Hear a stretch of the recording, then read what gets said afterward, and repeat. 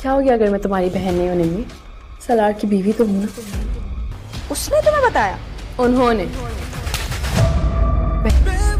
तुम्हें तो आदत है ना मुझ में बुराई देखने की। मुझे बुरा बनाने का मौका मिल गया। हाँ लेकिन कब तक रहोगी? बहनों ही है ना तुम दोनों के। जब ये मेरी बहन नहीं है तो सलार मेरा बहनोई कैसे हुआ? सलार को बेडरूम में एलईडी लगाना सख्त नापसंद है।